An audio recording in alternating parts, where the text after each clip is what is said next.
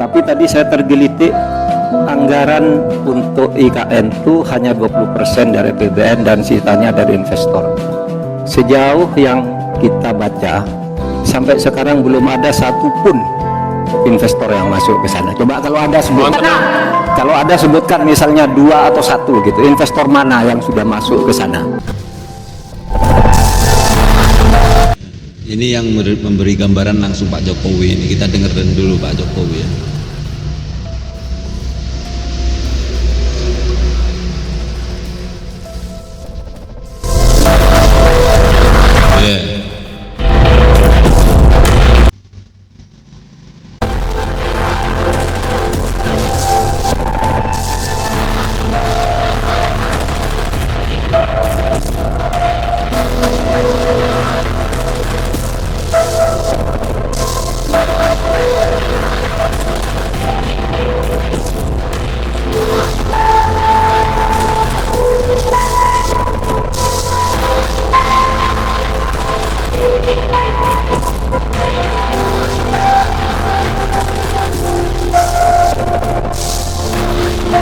Ini yang saya bilang, setelah yang satu masuk, yang lain pasti berbondong-bondong.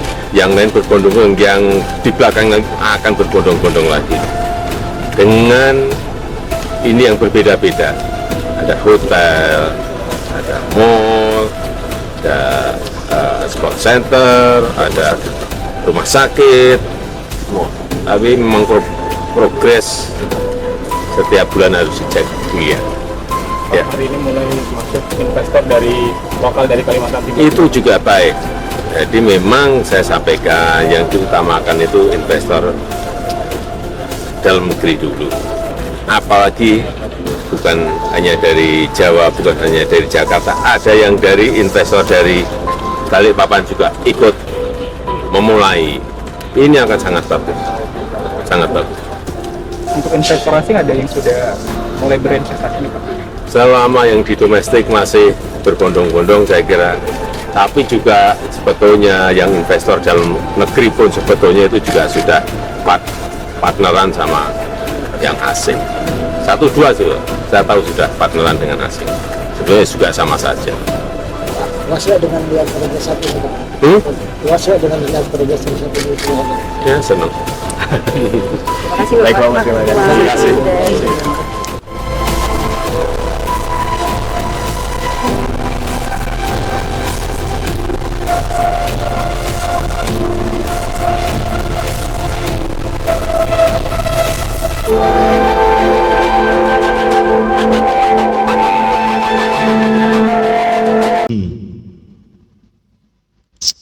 Nah, di sini bro, di sini kita lihat ya 10 investor IKN groundbreaking kedua setelah kemarin itu ya. Itu ada Agung Sedayu Group, LED Konsorsium, Salim Group, Sinarmas, Pulau Intan, Jarum BCA, Grup Wings, Grup Adaro, Grup Barito Pasifik, Mulai Group, Asta Group ya. Coba kita lihat lagi ya. Sumber dari Kompas ya. Dan 7 investor IKN groundbreaking kedua yaitu Mayapada Hospital, ini yang rumah sakit ya, Pakuwon Group, JIS ya, Hermina, Bank Indonesia, BPJS Ketenagakerjaan, PLN Indonesia. Nah di sini yang sudah bergabung itu sekitaran ini ya, ini masih dalam lingkup luar negeri, lingkup dalam negeri, di dalam negeri. Dan nanti pasti akan banyak menyusul bro, apalagi kalau sudah kelihatan skemanya gitu, atau sudah kelihatan gambarannya, dan tidak mungkin bisa dibendung lagi. Mungkin investor-investor yang lebih dahsyat lagi nanti pasti akan masuk di situ ya. Kita poinnya di situ sih ya. Kalau misalnya udah, ini kan masih pondasi ya, enaknya posisi IKN ini masih pondasi, jadi yang mau masuk itu kadang juga masih mikir nanti kelanjutannya gimana. Kita lihat dulu, ini lagi apalagi lagi rame politik kan gitu. Mungkin nanti setelah politik selesai dan siapa pemenang, lanjut atau enggak, itu bro baru kita tahu. Pasti maju pesat Kalimantan ya, Pulau Kalimantan pasti maju pesat sekali. Saya bayangkan sudah sampai situ ya. Seperti itu bro. Nah di sini ya sedikit agak goreng-menggoreng ya, sedikit agak menggoreng-menggoreng ini Pak Jokowi ya menerangkan. Dan di belakang ada Pak Kapolri, ada Pak ini dan Pulau Intan yang punya Pulau Intan ya. Dan Ridwan Kamil selalu mendampingi ya. Ridwan Kamil juga sudah melihat ya, melihat ke depannya emang ya nggak bisa cepat bro. Ini prosesnya aja masih berapa tahun ya? 2 tahun. Baru di ACC tahun berapa kemarin itu baru dimulai, padahal wacana IKN itu sudah ada waktu zaman Pak Soekarno. Ya itu gambarannya, takut gambaran kayak gini, takut apa yang menolak ini. Pak Jokowi yang bisa langsung berangkat mulai. Segala sesuatu kalau sudah dimulai itu pasti berjalan. Tapi kalau belum mulai ya tetap. Tapi kita ngomongin mau bangun, tapi nggak cepet-cepet bikin pondasi yang apanya yang mau dibangun gitu loh ya kan. Itulah Pak Jokowi ya. Kayak tol itu. Tol, apa yang bikin ruwet tol? Ini apa namanya ganti rugi. Udah mintanya berapa kasih? Gitu Pak Jokowi penyelesaiannya itu. Nggak mau ribet gitu loh. Gara-gara 1, 2, 3 yang menolak karena alokasi dananya ganti rugi dikit, kasih, mintanya berapa kasih, biar cepet-cepet gitu loh. 2 miliar, 3 miliar, cepet baliknya ke ini ya. Kayak gitu bro. Jadi seperti itulah ya.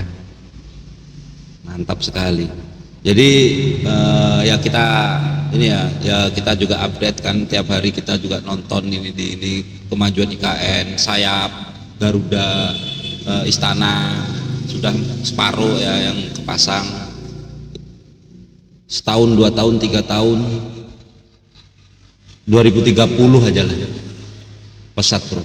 Bandar Lampung aja yang masih 3 tahun ya, 3 tahun mulai dari pembangunan tol itu ya. Udah kelihatan maju pesat gitu. Sekitar masuk arah masuk ke pintu tol itu bro, makin padat gitu bro. Ya kayak gitu sistem pembangunan bro, nggak bisa langsung langsung mewah semua itu, nggak, mulai step by step, satu langkah demi langkah. Yang penting kita selesai ini.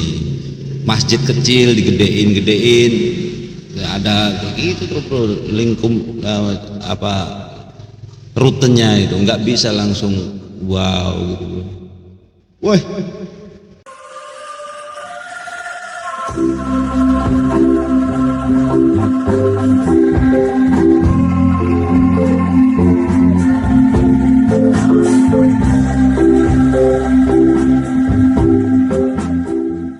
Nah ini nih yang garis-garis itu bilah-bilah itu dari Kuningan nanti itu.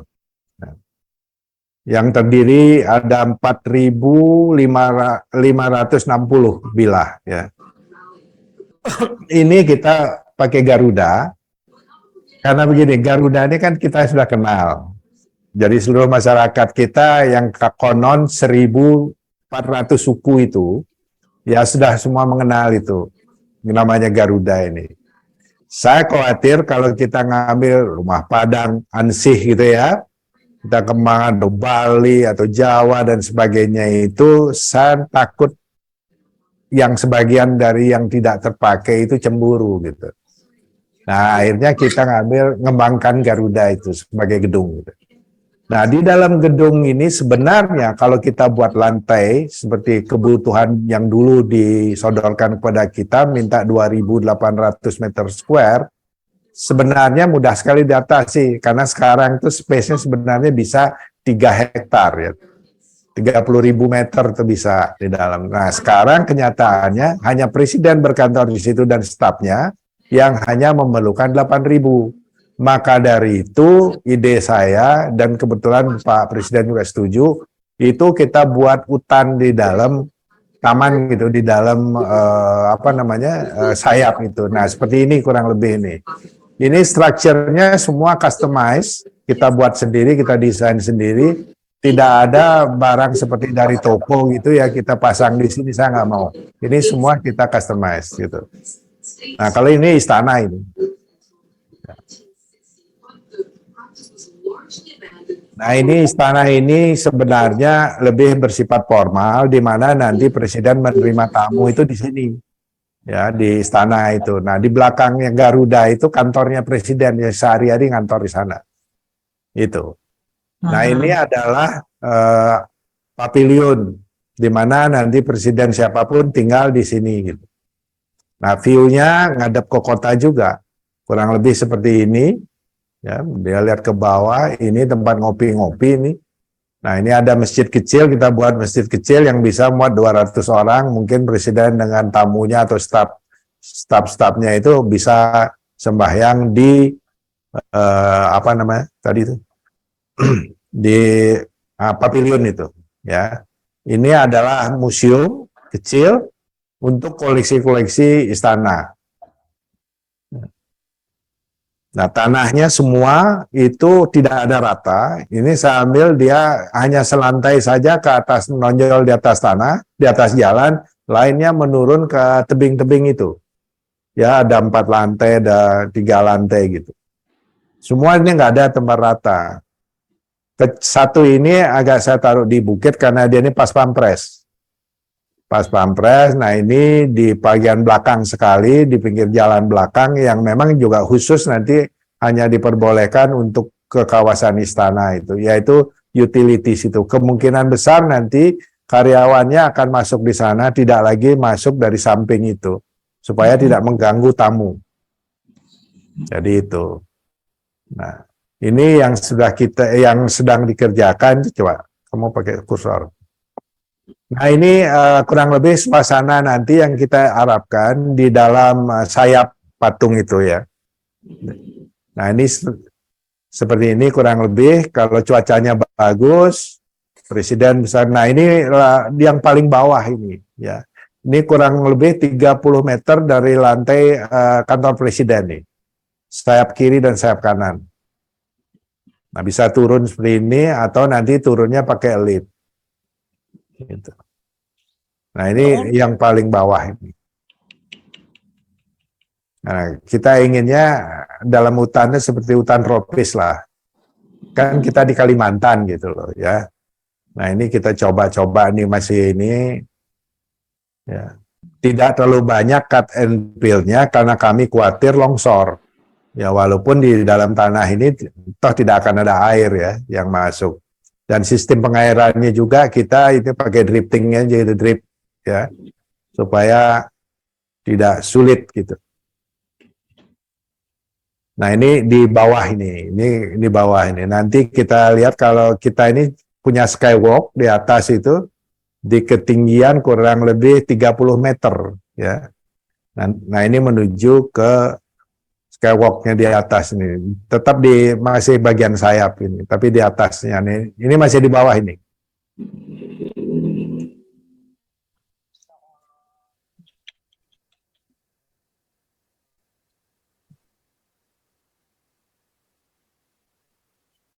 Buruan deh, bawa Nadia ke dokter. Istrimu itu pasti bermasalah.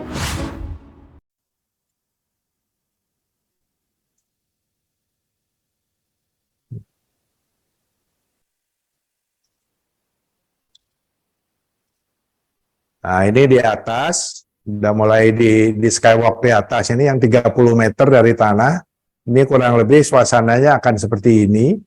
Angin kiri kanan itu masuk karena tidak ada jendela, tidak ada kaca ya, menembus saja. Makanya kita bisa buat taman ini. Ya.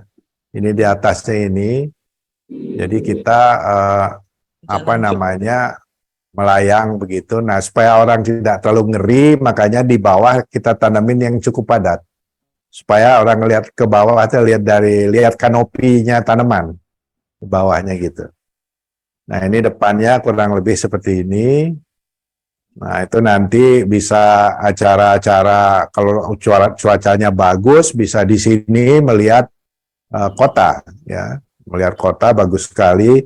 kemarin kami di bawah kurang lebih di situ sudah bagus sekali view-nya ke bawah itu. Ya. Apalagi dari atas ini. Ini ground floor-nya kantor presiden tuh ini. Nah itu, ya.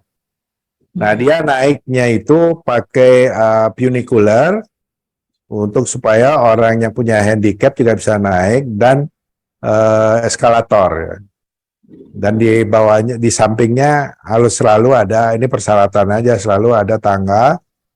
Seandainya listrik macet atau apapun kejadian-kejadian yang sifatnya darurat itu bisa cepat dilakukan untuk mengatasinya itu. Nah, itu jadi kantor presiden tidak semudah kantor-kantor biasa ya, karena masalah security, terus masalah ketahanan dari gedung itu yang kita telah lakukan. Ya tentu saya melibatkan ahli-ahli, nah terutama juga masalah termal ya, karena kita memakai Kuningan, selubung itu Kuningan yang jumlah modulnya itu kurang lebih 4.560. Jadi kita memerlukan barcode untuk memudahkan kita nanti merangkai di langsung di tempat itu gitu loh. Nah ini harus ada kerjasama yang baik antara pelaksana main structure dengan kita.